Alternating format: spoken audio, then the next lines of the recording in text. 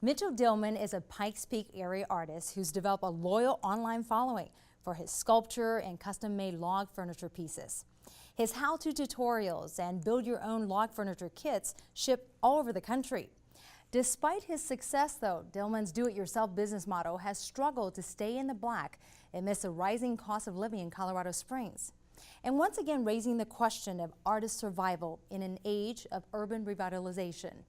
Arts District producer Kate Perdoni has more. Gentrification. It's a word often mentioned in Colorado as rapid growth permeates the nooks and changes previously kept cultural treasures. What side is the artist on? And how does an artist who requires workspace maintain a living when real estate rises and cities experiencing rapid growth? Mitchell Dillman found himself on the wrong side of this equation. The lease on his woodworking studio at a sawmill in Colorado Springs and his rent at home both skyrocketed. He packed up shop and relocated about 40 minutes from the city. And it came at a time when I was experiencing some of the coolest stuff in my life, you know, the art on the streets. This is the one, Aspires, at quarter scale. And the benches at John Venetia City Park, the community park. And so it was real bittersweet for me to be able to put those out into my community and be well received, knowing that I'm not going to be able to live here anymore. I can't afford the rent. It's been emotional. You know, I've done so much work here. This is my home. When I was a child, I used to come into this yard. My father had some business dealings with the gentleman that started this yard. So I've been coming in here ever since I was literally in my mom's arms. It was a bustling place. Many people worked here, and saws running and sawdust. It may have really impacted me to the point that I continue to work with the wood. All my life, I aspired to be an artist.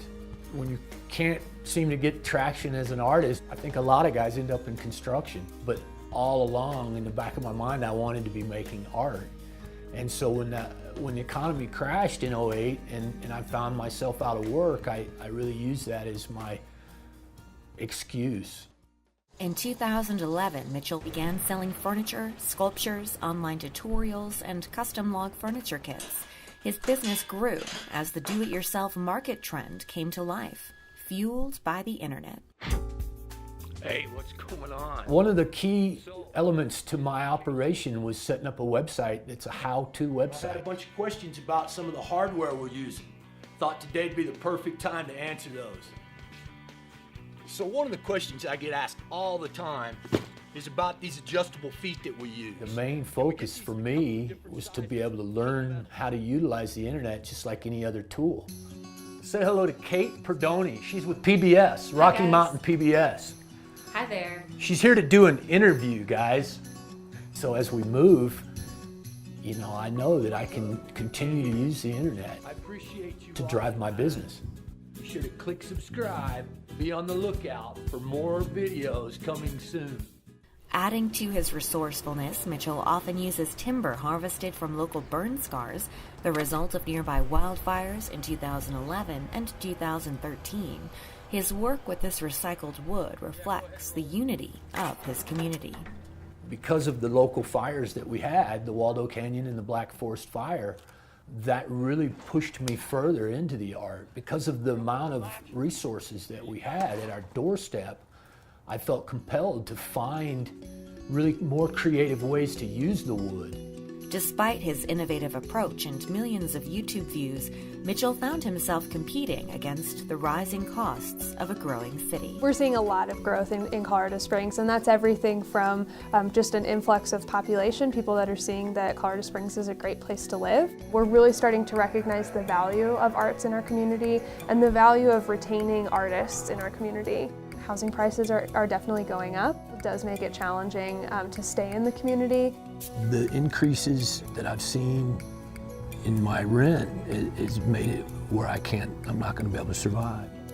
When a city says they appreciate their artists and that they respect and want to, you know, push that forward, then they should follow that up with doing more than just saying. The Downtown Development Authority of Colorado Springs is doing more than just saying. They're partnering with ArtSpace, a national developer of affordable live and work housing units for creatives and their families. ArtSpace is a development company that's based out of Minneapolis, and they've actually been working a lot throughout Colorado. And affordable housing is something that communities have always needed to provide. Not everyone is making median incomes. An ArtSpace survey pinpointed need for a multi-use creative space that could result in up to 70 units of affordable artist housing downtown. And really was showing that Colorado Springs was a great community that needed to preserve housing for artists. ArtSpace housing units may include amenities such as common spaces, a gallery, or performance venue. The complex could be at the cutting edge of the city's move to retain local talent. And it's an exciting place to be. We definitely are seeing a lot of positive trends in Colorado Springs. Growth is a good thing, but you also need to manage it well. And so I think getting ahead of those challenges will really position us well to grow sustainably for a long time. I feel like our city has the ability to step up right now and do something to show the world that other cities could do this. Let you guys know what was going on around here. We're starting to get moved in, as you can see. Meanwhile, Mitchell is settling into his new rural home with the hope that a lower cost of living will lead to higher profits. Be sure to check out Mitchell's website to see more sculptures and furniture at mitchelldillman.com.